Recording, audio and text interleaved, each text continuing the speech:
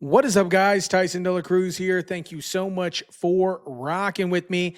This is an older interview with Roger Ailes and Donald Trump, and I watched a small snippet of it, but I'm going to watch this whole thing with you guys. So if you're interested in watching this, I believe this was recorded. Let me check the recording date on this. This was in December 1995. Roger Ailes, for those of you that don't know, became a very powerful figure in U.S. politics and media by turning Fox News Network into a booming voice for conservatives.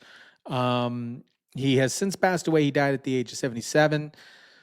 But the last couple of years of his life was kind of slewed in a little controversy, but I saw a little snippet of this interview and I thought that you guys would enjoy it.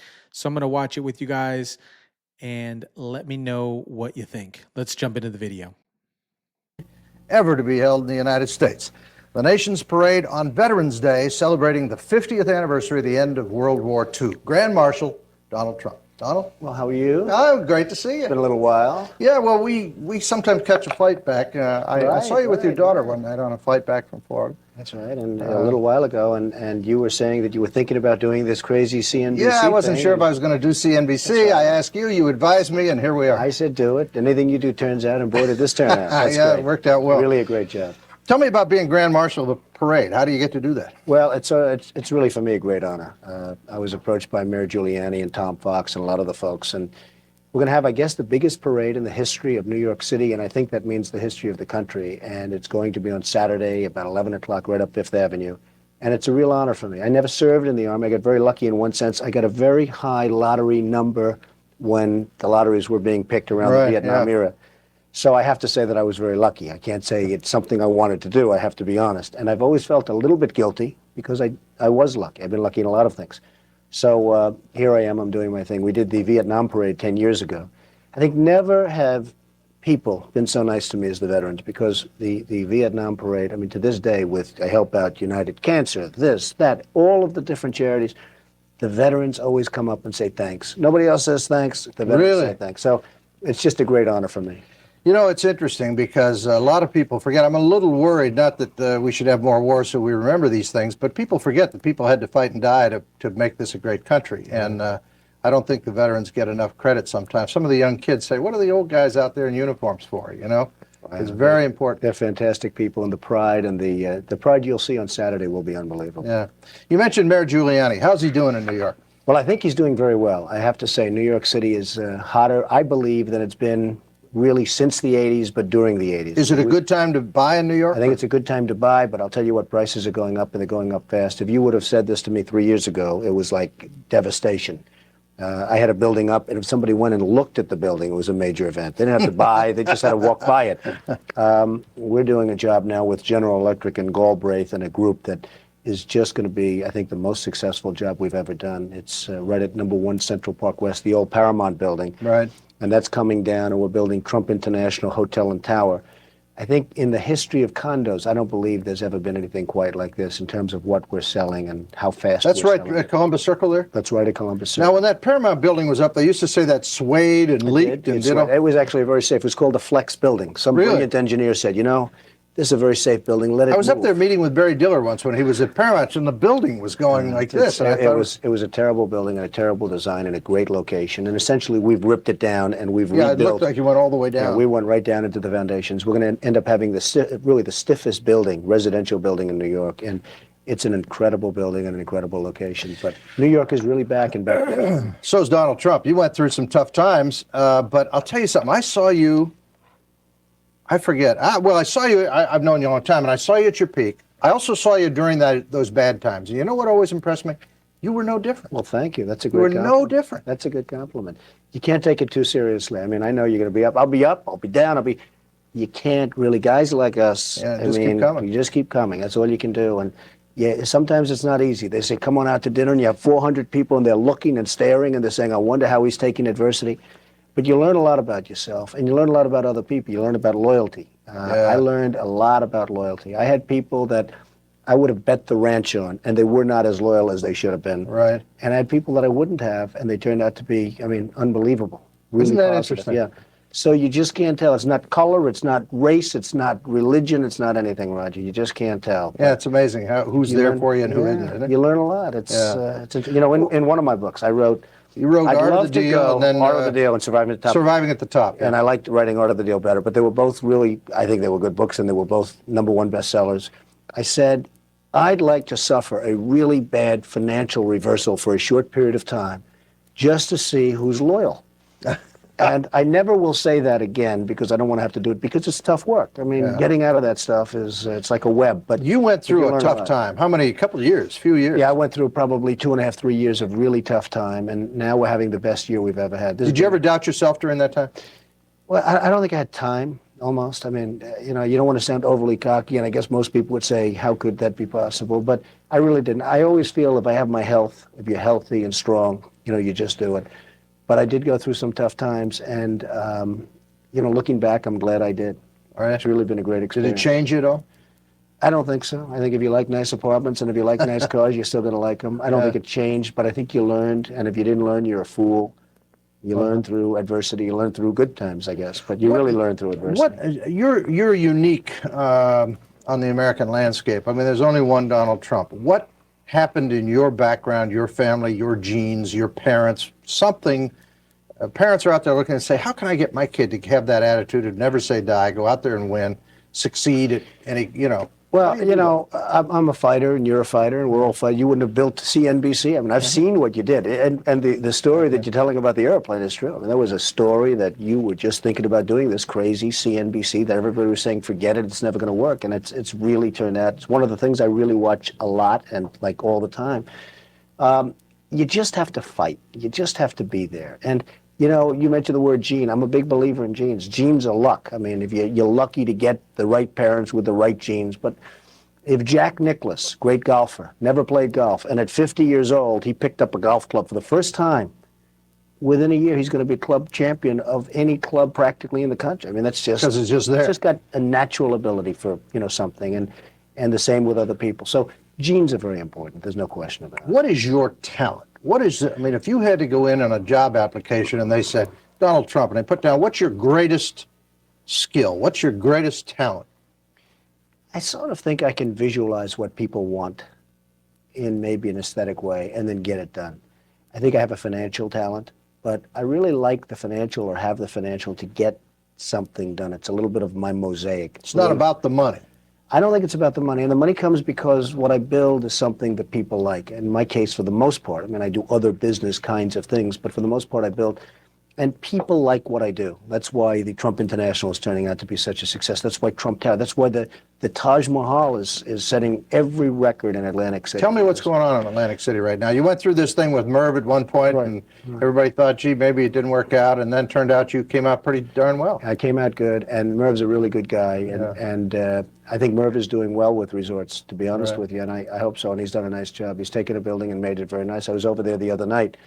I saw Kathy Lee and Regis do a job over at Merv's place, and they've done a nice job.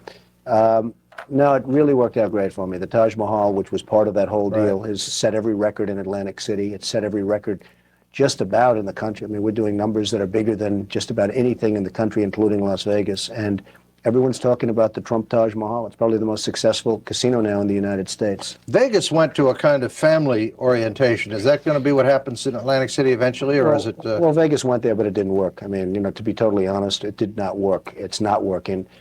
They talk it, and it hasn't worked. And Vegas is sort of a great place, and I like it, and we'll be there. But Atlantic City is the one that now is setting all the records. Atlantic City does more business in 12 casinos than the entire Las Vegas Strip, which is an amazing statement. Wow. And few people know that, and they're starting to find out. And right now, if you look at Wall Street, the real darling of Wall Street is Atlantic City.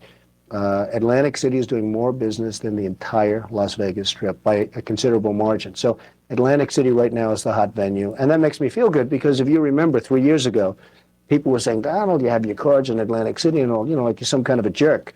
It's turned out to be like CNBC. I saw in the paper this morning, it said Riverboat Rudy. They're going to put casinos on boats running around the island of Manhattan or something. Is that going to hurt Atlantic City? Perhaps. I mean, it's got a long way to go. I think, You know, it's a funny thing. When Foxwoods opened and another one opened, Atlantic City's way up from last year, way up from the year before. It's having the best year it's ever had. And I don't say it's great for the country, but, you know, more and more you're seeing this. I will say this. I think the greatest crime wave in this country is going to be caused by the Indian gaming. I think it's totally out of control. I don't think it's properly supervised. The politicians are doing a tremendous disservice to what's going on. I mean, the great crime wave, the Al Capone crime wave of this time, of this generation, is going to be caused, in my opinion, by what's happening on the Indian reservations with respect to what I consider to be unsupervised gaming. Got to take a break here. We'll be right back with Donald Trump. If you have a question, you can give us a call, 1-800-988-TALK. If you're a bozo, don't call. We're going to take serious questions. But if you have a good question for us, give us a call. We'll be right back.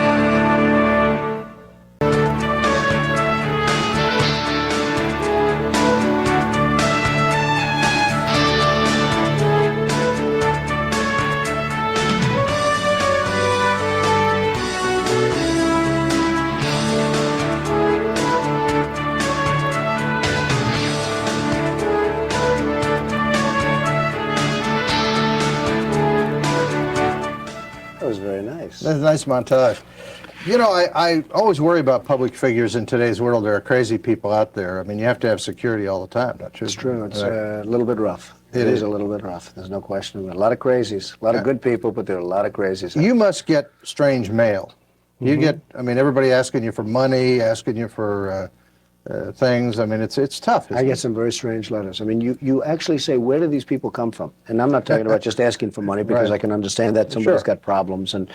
But some of the things that you read in letters, you really say, where are these people from? You wouldn't believe it. I mean, but you get it. But it's just terrible. I get about one or two a week here at the network that are pretty strange. But let me go back for a second. You said the 90s have you changed your business style in the 90s? Is it as good as the 80s?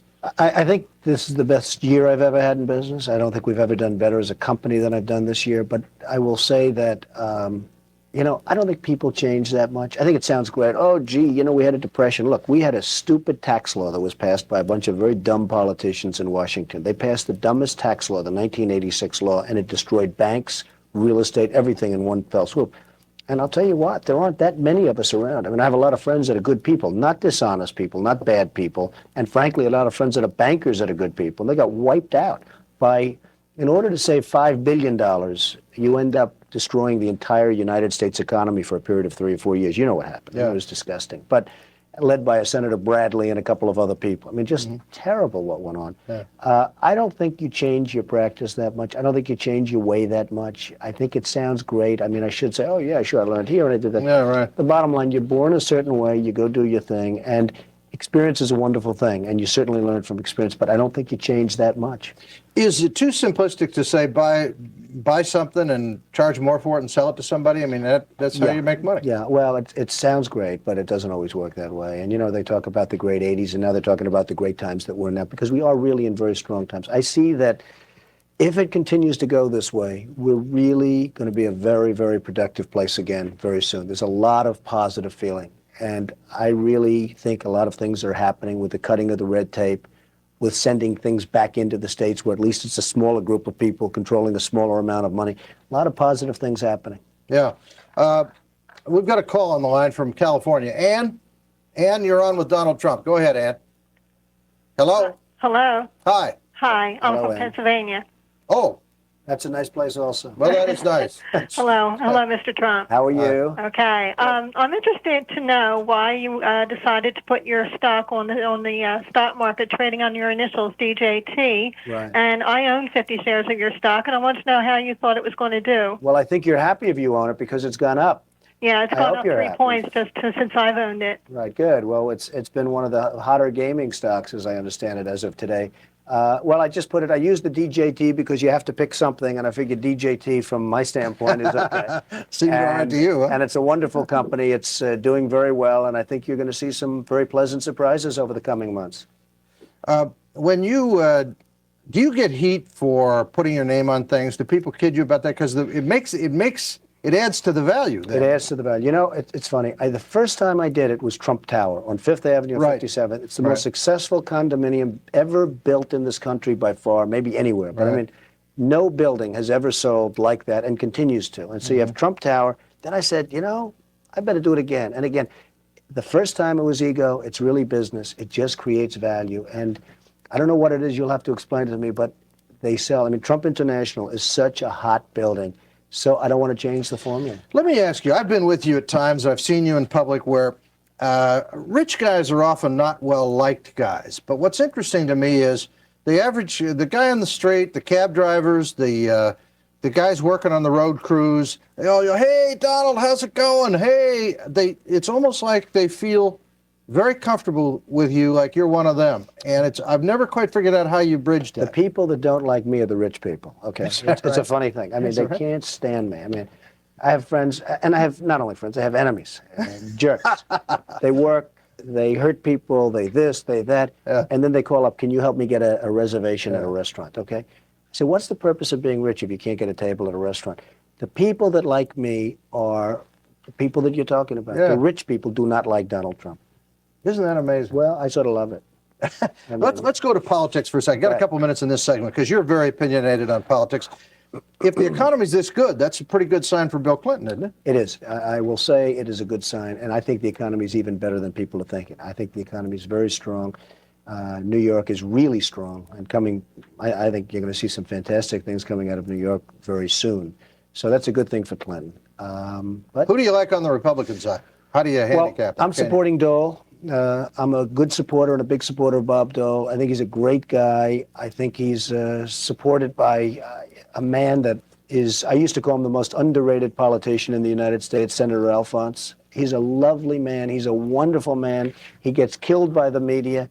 I know you like him, but I like him because I helped him get elected. I mean, I'm the guy who did his mother ad. So he is one of the finest guys and one of the most underrated. Now, I guess he's no longer underrated because he's destroyed everything that was in his path. Well, I don't know. I'll tell you, he's helped a lot of people. I called him about some woman who was having a real problem, a woman that I knew having a problem getting a check from the government, and Al got on the phone, made it happen. I mean, he's terrific. In 30 seconds, he made it he's happen. a terrific guy, and he's a great asset for New York. Okay, we got to take another break here. Marla's here, I hear. Can we see? She is indeed. Marla's going to come on. Okay, you want to see? She is a wonderful person. We try to hire her at this network. We would like to hire her.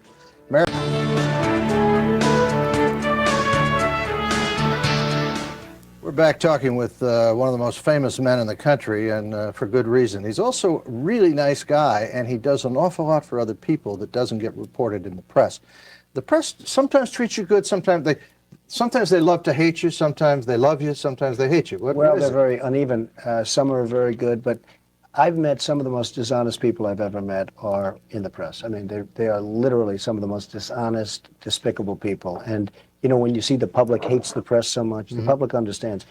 Some of the most truly dishonest, and I mean people where you tell them something, they know exactly what they should be writing, and they write exactly the opposite for the sake of a story.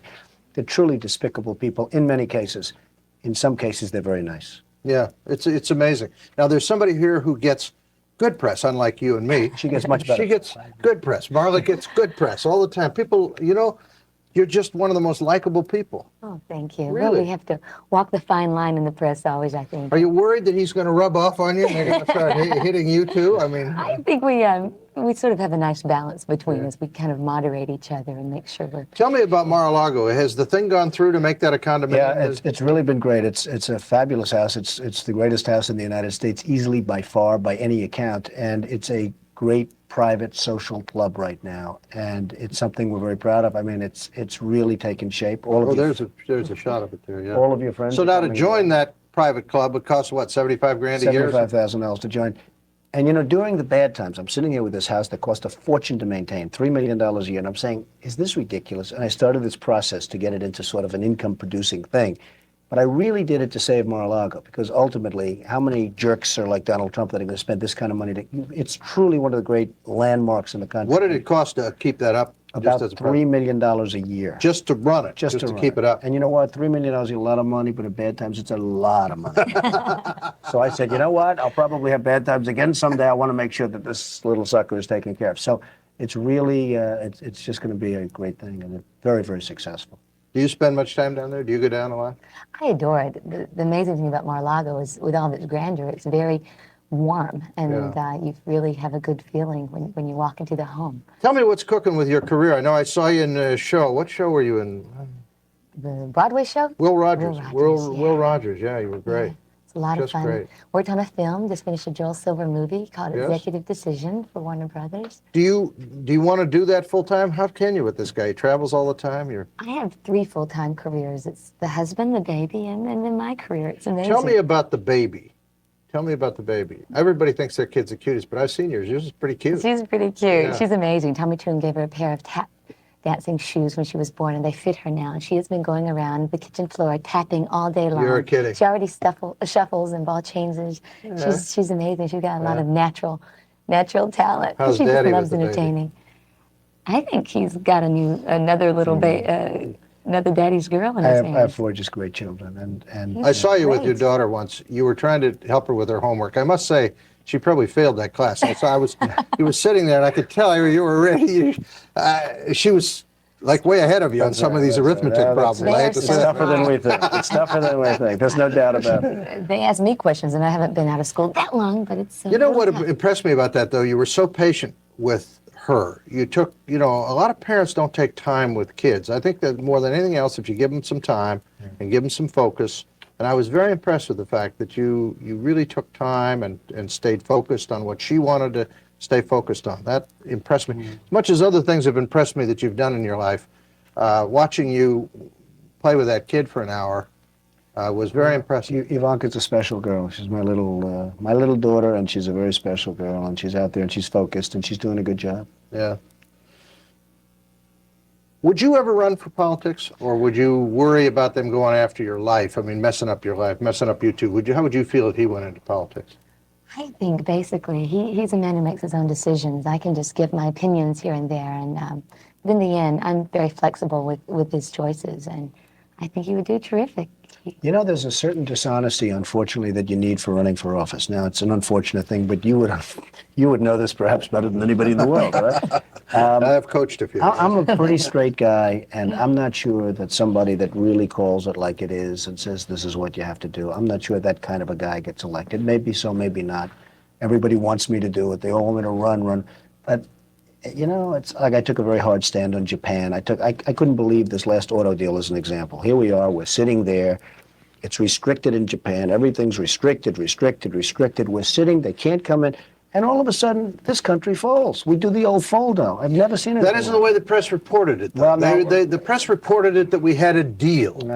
And then all of a sudden it turned out that the deal turned out that it was not a good deal for us. And we had all the cards. I mean, it's not like we didn't have the cards. It's like, keep your cars out of here until you open up. That's all. Keep your cars out. And then the first hour was like, oh, we made this wonderful deal. After about 15 seconds after that, people realized we got duped. I just don't understand it. What's wrong with us? I mean, I guess they said, well, this would hurt American car dealers. What's wrong with us? I don't know. They're afraid politically to make a little bit of a tough stand. That wasn't even a tough one. That was a no-brainer. You would have had the Japanese cars out for 19 and a half seconds, and you would have won every single point. It's the most incredible failure in negotiation that I've seen. But it happens all the time. I just don't understand it. So I would take a much harder stand. I'd take a much more difficult stand, I would say. Make a couple of enemies. I think I'd make a lot of friends ultimately. But I'm not sure that type of person is really electable.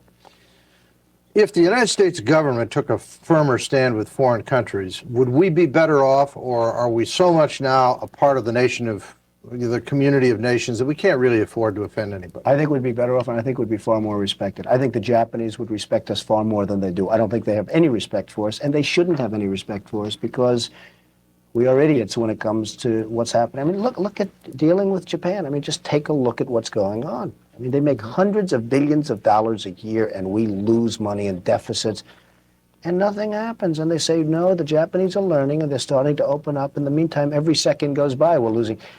I just think that people would have far greater respect for this country if we took a much tougher stand. It's really quite pathetic. Yeah, I sort of agree with you. How's married life? How's it going, you two?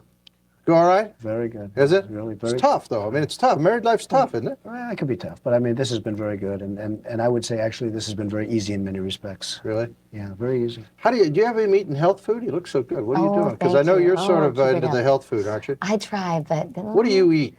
I eat a lot. I eat No, a lot you of don't eat food. a I lot. just, you know what I don't? I just don't eat a lot of cheese. I don't eat a lot of No sugar. She's the wrong And that food. makes a big She's the wrong difference. See, you and I like the same. Yeah, food, okay? cheeseburgers and As many as we can have. that's right. We had dinner one night in a French restaurant. I know you probably have to go out to these fancy dinners all the time. If it's just you guys, where do you go eat? What would you go just Well, for fun? there's so many great restaurants. One of the great things about New York is the restaurants. That's true. We have so many, you just can't name them. Le Cirque is so wonderful. And, I mean, I don't want to go through too many because I'm just going to get myself into trouble. You didn't mention my Okay? restaurant. But, you know, just so many great restaurants. It's one of the great assets of New York. And home, of course. What do you eat at home? Make a lot of pastas, a lot of Do you really? roasted organic chicken. Yeah? And that keeps them happy, like linguine and clams, little Well, I like the marinara. wrong food. But you like the wrong food. Listen, no, I mean, I used to be heavy. I sneak in vegetables every now and then, usually. What do you guys do on a night off? You got to go out to these dinners. You got to get dressed up all the time. What do you do on a night off? Just go to a movie or something? What do you do? Marla, what do Sometimes you we do? go. Sometimes we go to the movies. A lot of times we just stay in, and then I play with Tiffany, and Donald makes phone calls, and I cook dinner, and he makes a few more phone How calls. do you feel about her being a star? This is one of the most beautiful women in the world. She's really done a good job. I mean, she came into a situation that was very hot. And, you know, it's the gene thing we were talking about. You can do it or you can't do it. Very few people could have handled it so well. And she's not only nice, she's been very loyal. You know, I always tell the story about walking down Fifth Avenue and seeing this poor man, and I was in the worst of times. This was the worst of That's times. when you were not only broke, you owed a lot of money, right? Owed? How about I was like minus $1 billion, okay? And You're kidding. And I've told this story, but there's a man on the corner, a beggar. And I say, see that man? He's worth $900 million more than me. And she said, what do you mean? He's not worth $900 million. I said, no, let's assume he's worth nothing. I'm worth minus $900 million. And you know, You say, cab, I want out of here.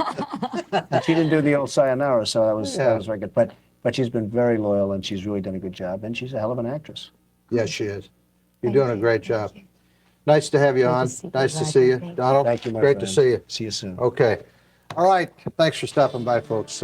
Keep doing what you're doing. You look great. That was a great interview. I'd love to get your guys' thoughts on that. I'm glad that I watched that. I hope you guys enjoyed that as well. You know, his stance on the press hasn't changed. You know, even back in 1995, he said the press is probably some of the most dishonest individuals. And it's true to this day as we see what is going on with the press. And it's interesting because as soon as Donald Trump decided to run for his first presidential candidacy, the media absolutely just turned on him.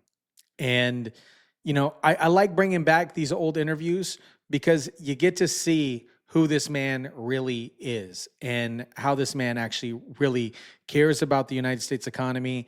Also, his stance on the press, him purchasing Mar-a-Lago and then turning it into a cash flowing asset. And when he had mentioned about Mar-a-Lago, he was talking about, he had said something, you know, why would somebody purchase Mar-a-Lago at this high price? And, you know, there's definite parallels. And I see why him and Elon get along so well, because Elon purchased Twitter, formerly known, or X, formerly known as Twitter, for $44 billion. And people thought that he was crazy too.